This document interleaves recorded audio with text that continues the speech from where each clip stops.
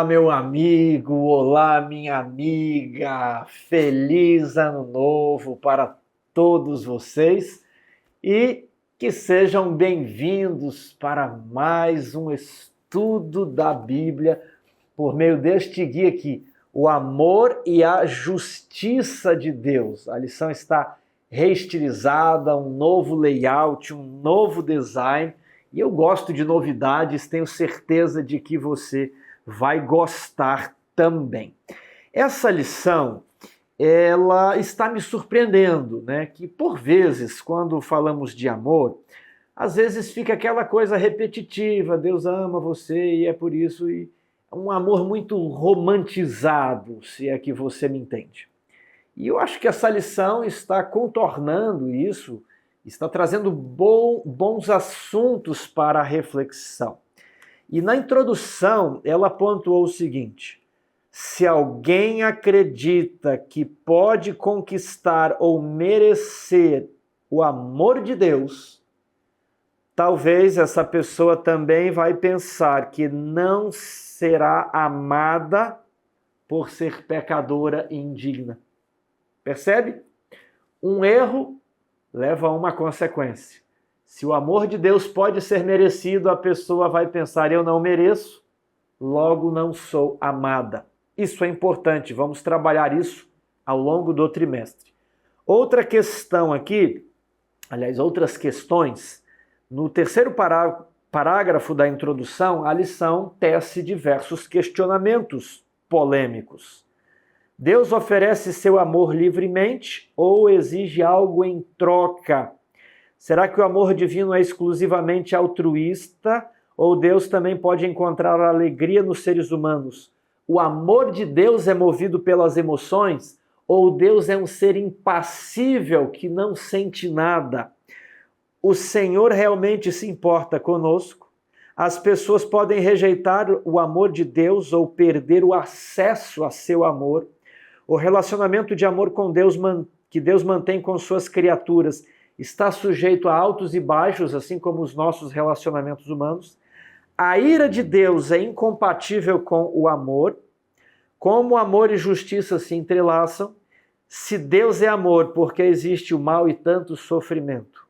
Podemos amar da forma como Deus ama? E se for possível, como seria isso?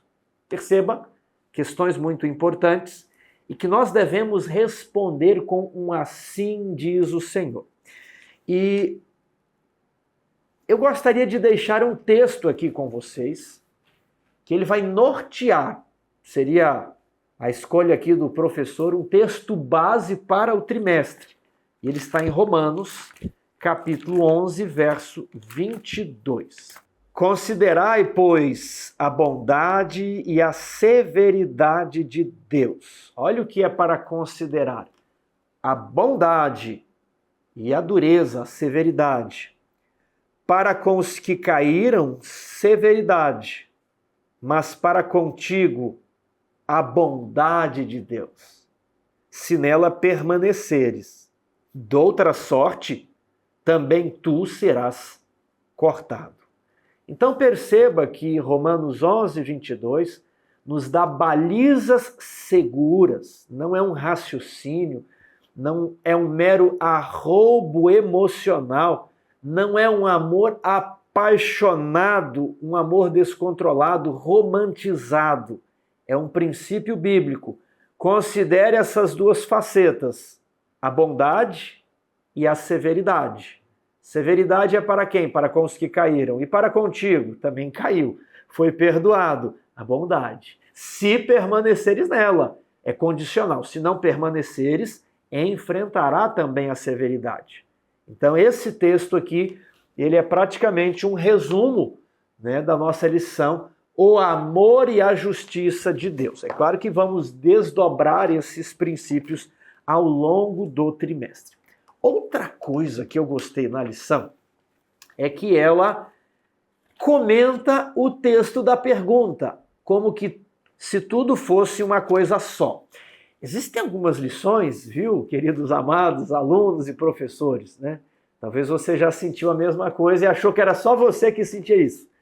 Que existe um texto e a pergunta, e você lê aquilo e parece que a nota explicativa aqui mudou o assunto, não tem nada a ver com a pergunta, né? Parece que o autor já mudou de assunto e esqueceu de lhe avisar. Então, o que me chamou a atenção nessa lição, eu estava desconfiado aqui, será que vamos falar de um amor apaixonado? E, para minha surpresa, não, né? Superou minhas expectativas. Então, digite aí nos comentários se você está tendo a mesma experiência que eu. Parece que ele está comentando tudo que está na pergunta, sem mudar o assunto. Ele realmente está explicando a pergunta. E eu gostei muito disso. E você já adquiriu a sua lição? Meu amigo, aqui no Adventismo Vivo e nem na Casa Publicadora você não consegue mais fazer a assinatura, só lá para o segundo trimestre. Para esse primeiro trimestre, você precisa de uma lição avulsa. E aqui nós só temos, eu acho que 10 lições de adultos ainda, só de professora, de aluno já acabou, e de jovens tem poucas também. Então, corra e garanta a sua lição, senão você vai passar esse trimestre sem a lição. É a sua última chance. São as últimas unidades. Ei, o trimestre já começou, viu? A sua lição já deveria estar nas suas mãos. Eu sei que às vezes o envio da Casa Publicadora atrasa, né? Mas se você não tem a sua, adquira logo, porque as lições avulsas acabam e você não consegue mais depois. E eu vou deixar o link aqui abaixo da editora luzdomundo.com.br. Aqui embaixo você pode clicar, ver a lição e outros temas bíblicos para o seu estudo. A parte de sábado, ela vem tratando do que estudamos na semana passada, na última lição do Evangelho de João, o encontro de Jesus com Pedro. Se você quiser saber o que comentamos, assista lá. Mas Jesus encontra Pedro destruído. Pedro havia desistido da missão. Voltou para o que ele fazia antes. Um pescador de peixes. Precisava garantir o seu próprio sustento. Se não trabalhasse, não iria comer. E de repente, nem para isso Pedro mais servia. Ficou a noite inteira pescando e não conseguiu nada. De repente, Jesus fala: jogue a rede do lado de cá. Eles jogaram e encheram as redes. Pedro ficou tão eufórico, pulou do barco, saiu nadando, se prostrou aos pés do Senhor. Ali na praia havia comida pronta, preparada. O que Deus queria dizer para eles? Eu vou garantir o sustento de vocês.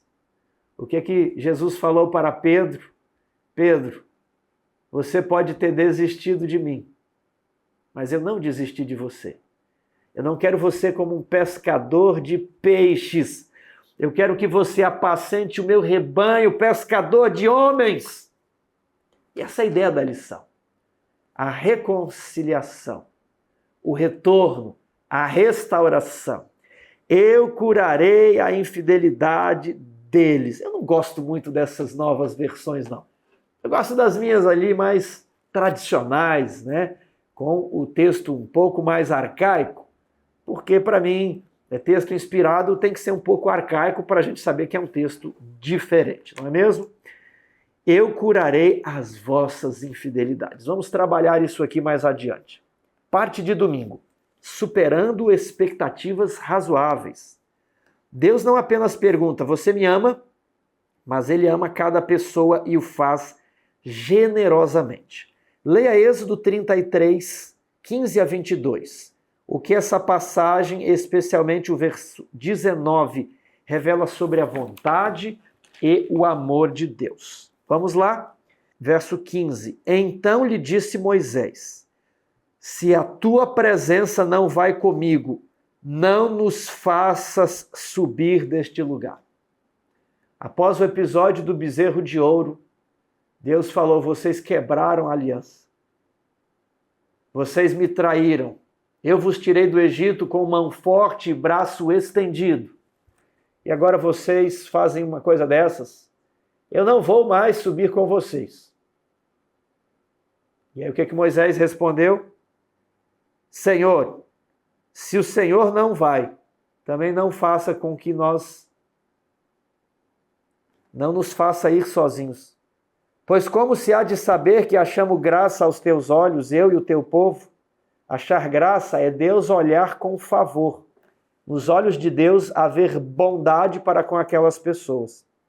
Não é porventura em andares conosco, de maneira que somos separados, eu e o teu povo, de todos os povos da terra?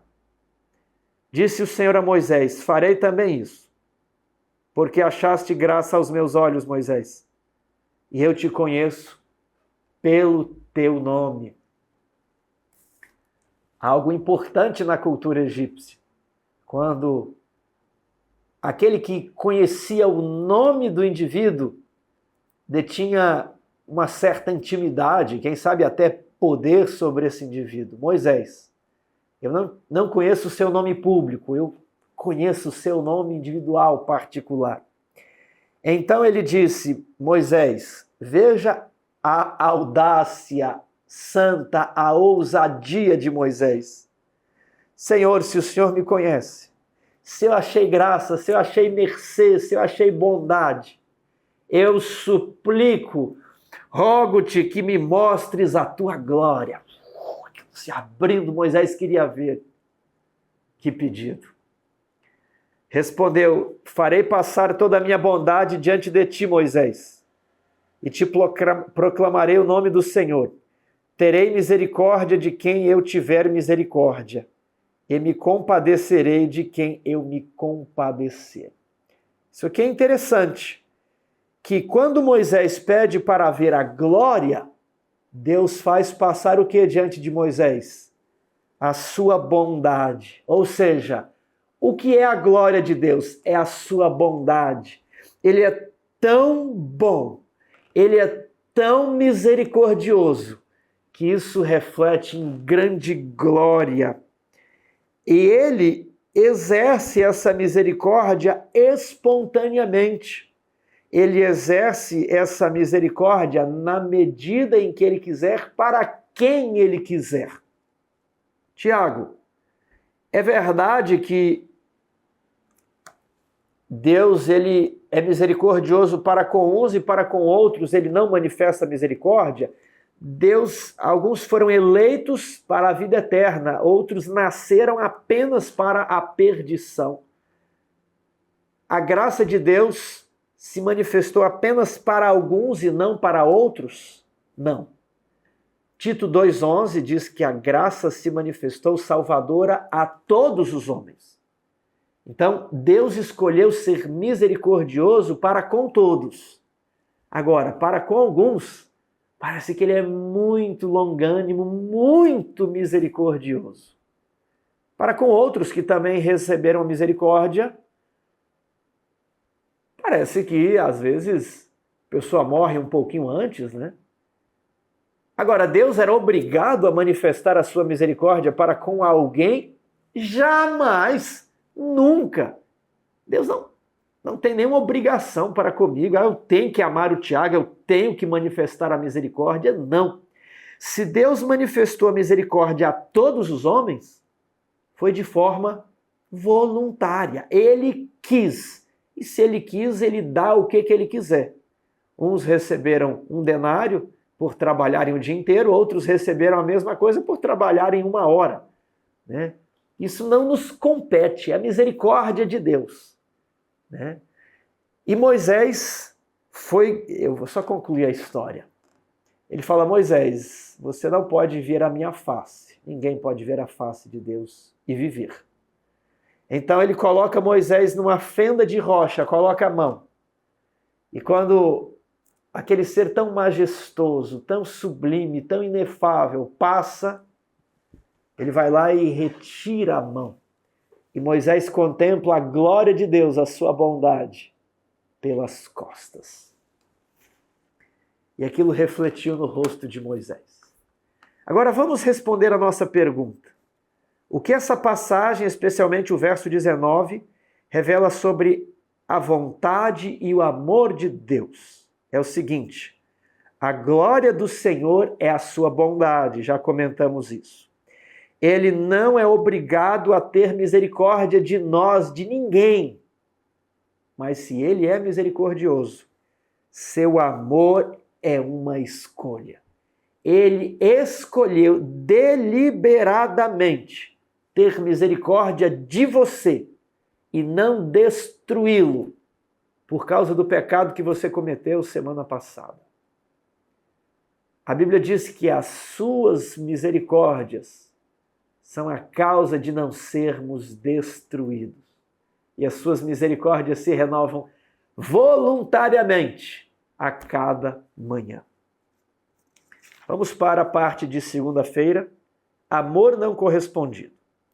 Aqui o autor chama a nossa atenção para o profeta Oséias. Era um profeta do reino do norte, Israel. O reino do sul se chamava Judá.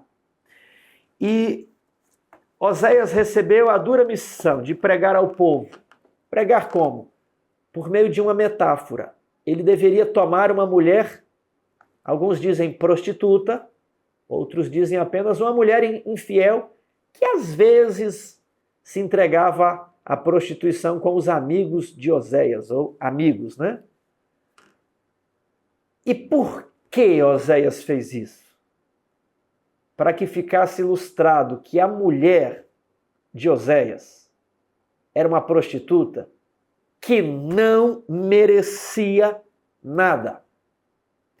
Mas Oséias a escolheu, sabendo quem ela era, sabendo qual era o seu caráter. Oséias espontaneamente escolheu. Assim, Deus revela que ele escolheu a Israel, conhecendo a perfídia, a insolência, a soberba, a presunção daquele povo. Povo de dura serviço. Porém, nós não dizemos que também somos povo de Deus. Você é a mulher prostituta. Eu sou a mulher infiel. Essa que é a ideia. Você escolheria uma mulher infiel por amor a ela. Não pelo que ela é, mas apesar do que ela é, você a escolhe. Para quê? Para que eu vou arranjar problema para mim? Para restaurá-la, para lhe dar novamente dignidade. Essa é a ideia. Deus escolheu você. Vamos ver alguma coisa aqui no livro de Joel. Eu falei Joel, mas não é Joel não, é Oséias, ok? Então, Oséias 1, verso 2. Quando pela primeira vez falou o Senhor por intermédio de Oséias, então lhe disse: vai, toma uma mulher de prostituições e terás filhos de prostituição, porque a terra se prostituiu desviando-se do Senhor. E aí um filho se chamava Jezreel, porque Israel seria destruído no vale de Jezreel. Ou a outra se chamava Desfavorecida, e o outro não é meu povo. Olha que coisa. E aí a mulher abandonou Oséias e partiu de novo para a prostituição. E Oséias teve que ir lá outra vez e resgatar essa mulher. Agora, olha aqui, no verso 6. Tornou ela a conceber e deu à luz uma filha. Disse o Senhor a Oséias: põe-lhe o nome Desfavorecida, porque eu não mais tornarei a favorecer a casa de Israel para lhe perdoar. Olha aqui. Porém, da casa de Judá me compadecerei e os salvarei pelo Senhor seu Deus. As duas casas receberam misericórdia. As duas casas foram derrotadas pelos inimigos. Israel pela Assíria e Judá por Babilônia. Só que ele fala, olha, Israel não me compadecerei mais, mas de Judá sim me compadecerei. Os judeus ficaram ao passo que as outras tribos foram, de certo modo, destruídas. Agora, a lição nos pede para ler aqui no final, depois de fazer toda essa metáfora da vida de Oséias com a sua mulher infiel, Deus faz um paralelo entre ele e o seu povo. E aqui ele arremata no capítulo 14, verso 1. Volta, ó Israel, para o Senhor teu Deus, porque pelos teus pecados está caído. Tende convosco palavras de arrependimento e convertei-vos ao Senhor. Então não é um volta de qualquer jeito e fica nesse amor malandro. Não é isso. Tende convosco o quê? Palavras de arrependimento. Ele receberá de volta, mas é preciso haver o arrependimento. E convertei-vos, diz o Senhor. Diz ele, perdoa toda iniquidade e aceita o que é bom, e em vez de novilhos, os sacrifícios dos nossos lábios, né? O arrependimento. A Assíria já não vos salvará, não iremos montados em cavalos, e não mais diremos a obra das nossas mãos. Tu és o nosso Deus, aos ídolos, né? Por ti o órfão alcançará misericórdia. A misericórdia não vem do ídolo, não vem da Assíria. Verso 4. Curarei a sua infidelidade. Eu de mim mesmo os amarei, porque a minha ira se apartou deles. Ele fala isso para Israel, para o reino do norte. A quem ele disse, ali no início, eu não perdoarei mais eles, porque eles não manifestavam nenhum arrependimento, nenhum remorso, nenhum retorno, nada. E a beleza disso daqui é o convite. Volta, ó Israel. Volta. Imagine Oséias buscando a sua mulher. Oséias não se casou porque ele queria que a mulher se arrependesse e voltasse. Dura coisa. Talvez você possa dizer, não dá para mim não. Eu não. Mas Deus se submeteu a essa situação porque Ele é amor. Porque você é a prostituta. Eu sou a prostituta. Para que Ele pudesse nos receber de volta. Internalize isso. A mulher adúltera não são os outros. Sou eu. É você. O que Oséias revela sobre o amor de Deus para com o seu povo? Deus ama seu povo apesar da traição e prostituição que eu respondi. Ele promete curar a infidelidade. Se você voltar, eu vou ajudar e você nunca mais será infiel. Você gosta de ser infiel? Não. Eu curarei vossas infidelidades. Ele escolheu amar aquela mulher, Deus escolheu amar você. Terça-feira, amor concedido livremente. O Senhor não precisa de nós. Deus não precisa de nada, de ninguém. O amor de Deus por você e por mim é completamente espontâneo, voluntário, não depende de nada que você faça ou do que você vai fazer. Não depende se você foi mais obediente ou menos obediente. Não depende se você foi mais pecador ou menos pecador. O amor de Deus por você não depende se você já cometeu um assassinato, se você é fumante, se você é um prostituto. É independente disso. Ele escolheu amar você de forma igual como ele ama a todas as pessoas. É espontâneo, é voluntário. Compare Apocalipse 4:11 com Salmo 33. O que esses versículos nos dizem sobre a autonomia de Deus em relação à criação?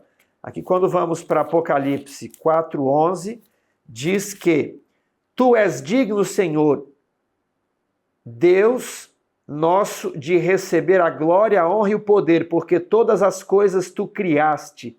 Sim, por causa da Tua vontade vieram a existir e foram criadas. Salmo 33:6 está no mesmo sentido. Deus criou porque Ele quis. Da mesma forma, um paralelo, quem sabe imperfeito, um pai e uma mãe já se amam. Eles não precisam de filhos, mas eles decidem ter os filhos. Na maioria das vezes, né? Porque quiseram. Por isso que eu disse que o paralelo não é perfeito. Mas, de certo modo, se pai e mãe não quiserem, eles não terão filhos. É só se controlar. E Deus, ele desejou espontaneamente criar, ter os filhos, ainda que considerasse o risco de os filhos se rebelarem contra o pai. Nisso consiste o amor, dar a liberdade para que o objeto amado possa rejeitar o seu amor. Deus criou o mundo por sua vontade. Deus não precisava ter criado o mundo. Ele já desfrutava o relacionamento de amor que existia na Trindade. Qual a prova disso? João, capítulo 17, verso 24. Pai, a minha vontade é que onde eu estou estejam também comigo os que me deste, para que vejam a minha glória que me conferiste, porque me amaste antes da fundação do mundo. O Pai amava o Filho antes da fundação do mundo. A quem o Pai amava? O Filho. Está escrito aqui. Deus não apenas criou este mundo, mas Ele também continua a sustentar este mundo e a amar voluntariamente os seres humanos, apesar da queda. Muitos são chamados, mas poucos os escolhidos. A lição, ela tangencia a ideia de um Deus impassível. O que é um Deus impassível? É um Deus que não é pessoal, não tem forma humana, ele é apenas uma energia, algo estático, que não sente a mais leve palpitação, nem de ira, rancor, alegria, felicidade e amor. Deus, diferentemente dos seres humanos, para essa concepção teológica, ele é impassível, ele não tem paixões, ele não sente nada. E ele não é um Deus pessoal. Jesus, né, tem a imagem de um ser pessoal, mas não Deus o Pai. Essa ideia não parece ser bíblica. E uma ideia que se desdobra dessa é que Deus, ele já sabia de tudo, e ele já sabia do pecado, ele já sabia da queda, e por que ele permitiu? Para a sua glória. E ele destinou alguns para a vida eterna. Ele vai salvar misericordiamente alguns. Não mereciam, mas vai salvá-los por quê? Para a sua glória. Eles nada podem fazer. A salvação, a vida eterna, não depende da escolha das pessoas. Depende apenas de Deus ter escolhido aquelas pessoas. E os outros, Tiago, que vão se perder? Bem, esses aí não merecem a salvação, vão se perder. Mas espera aí, eles não precisavam ter nascido. Deus não precisava ter criado pessoas que vão se perder e que não podem fazer nada por isso. Ah, mas eles são maus. Tudo bem, mas Deus não precisava tê-los criados. Por que Deus os criou? Para a sua glória, diz essa visão teológica.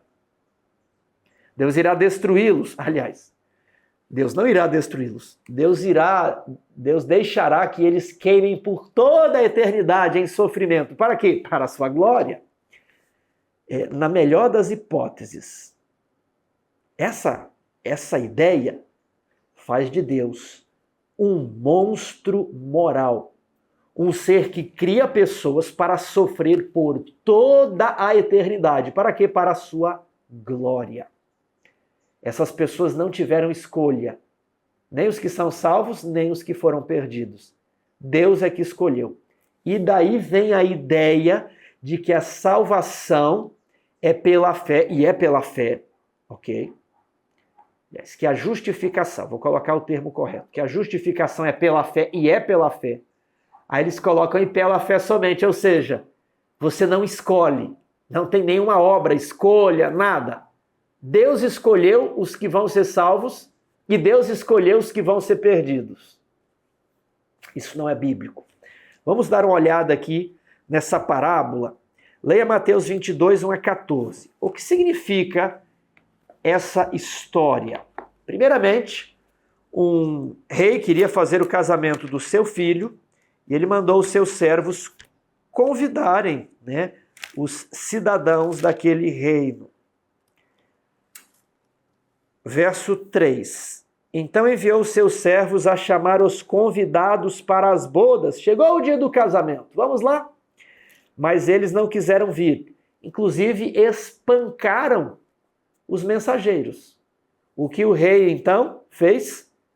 Puniu aqueles primeiros cidadãos, aqueles súditos, exterminou os assassinos e lhes incendiou a cidade. Depois, o rei disse, vai catar quem está na esquina, pega todo mundo na sarjeta. Essa é a ideia. Vai pelos valados, Essa palavra não é tão familiar para nós. Nas encruzilhadas, é para pegar todo mundo que encontrar na esquina. E vocês vão trazê-los para a festa. E um homem estava ali sem a roupa nupcial. E o rei passou para investigar os convidados. E ele lança aquele homem, como entraste aqui, ele lança aquele homem fora. E essa parábola é uma das maiores provas de que há um juízo antes da ceia das bodas. Há um juízo antes do casamento, antes das bodas. O que nós chamamos de juízo pré-advento. Juízo investigativo, onde os convidados são investigados para ver se estão com os trajes. Toda essa linguagem de casamento é unida a Apocalipse 20, 21, 22, que também fala sobre casamento. Então, isso aqui é uma linguagem profética. Isso aqui precisa ser unido ali. O que é o linho finíssimo? Apocalipse 19, são os atos de justiça dos santos. Então, aqueles que escolheram receber o caráter do rei, eles tinham os trajes. Aquele traje foi tecido pela graça, ok? Mas a pessoa precisava aceitar utilizá-lo. Ela precisava aceitar mudar de vida. Haverá uma investigação antes do casamento. Agora o texto não para por aqui. Vamos unir todos os elementos que conversamos. Verso 12, perguntou-lhe, amigo, como entraste aqui sem a veste nupcial? Ele emudeceu. Então ordenou o rei aos serventes, amarrai-o de pés e mãos e lançai-o fora nas trevas. Ali haverá choro e ranger de dentes, porque muitos são chamados, mas poucos os escolhidos. Não foi Deus que determinou quem vestia e quem não vestia roupa. Deus convidou. Porém, cada um faz a sua própria eleição. Cada um escolhe se quer trajar os atos de justiça dos santos, o caráter de Jesus, inteiramente pela graça de Cristo. Ou se ele quer experimentar a sorte sem as vestes nupciais. Só existe a eleição própria. Deus chamou a todos, mas as pessoas que escolheram se elas queriam ou não aceitar a graça. A graça pode ser resistida. Esse é o ensinamento bíblico. Quem eram os primeiros convidados? Os judeus. Eles não aceitaram o filho. Em outra parábola diz que o agricultor enviou vários servos e por fim enviou o filho. Eles não aceitaram, inclusive mataram o filho. O que aconteceu com esse primeiro grupo? Foram punidos e a cidade foi incendiada. Jerusalém foi queimada. E quem são os outros da esquina? Aí somos nós, eu e você. Não merecíamos nada, nenhum convite. Nós, os gentios, contudo, fomos convidados para ir à festa. Precisamos apenas nos apropriar da graça, permitir que ela transforme o nosso coração.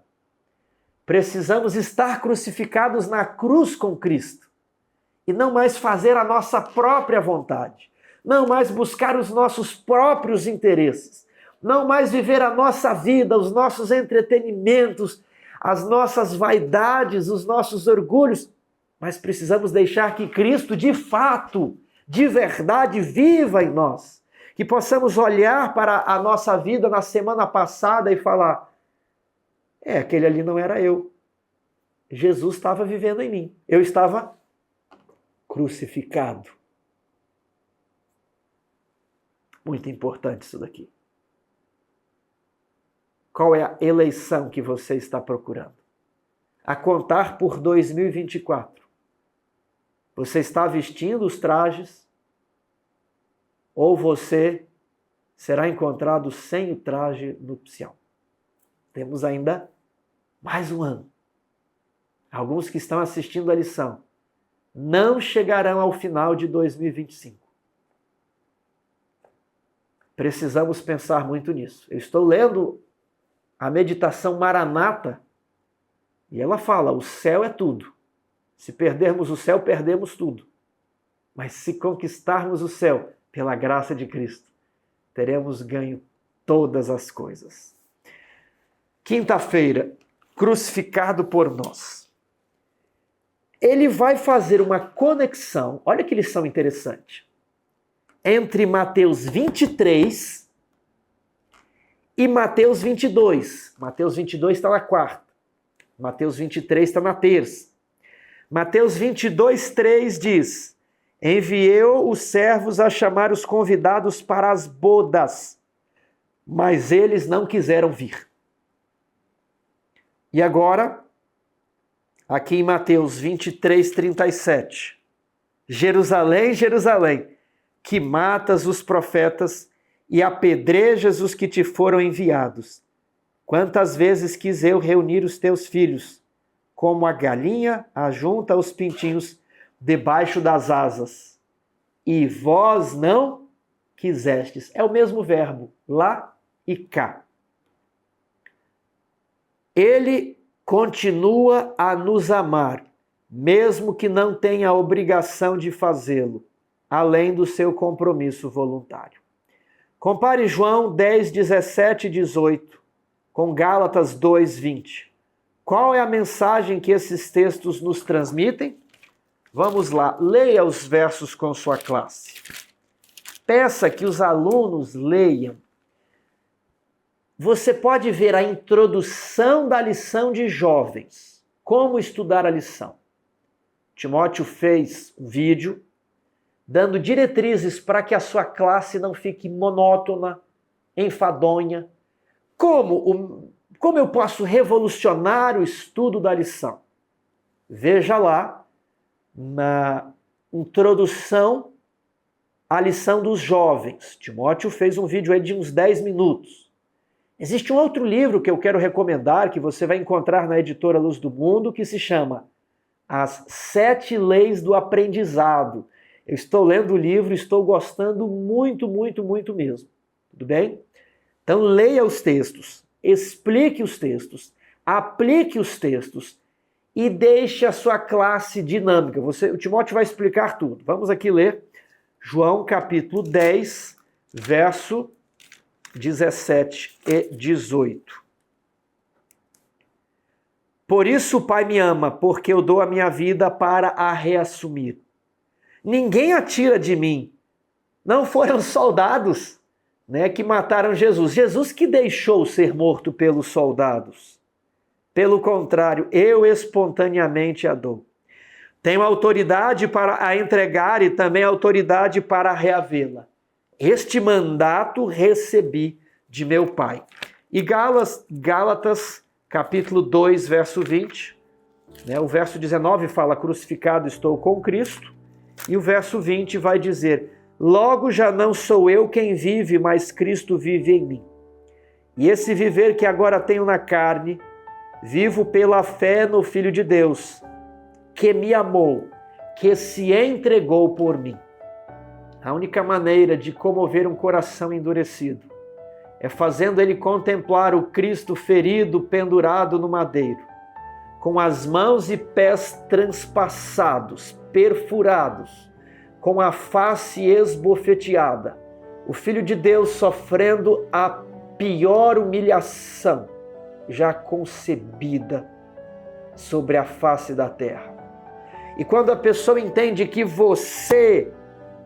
ela não merecia esse amor, e que Cristo sofreu isso para mostrar que é possível obedecer aos mandamentos de Deus, para nos dar o exemplo de uma vida perfeita, está lá no livro Nisto Cremos, capítulo 4, o Filho. Alguém me perguntou esses dias, está lá essa explicação.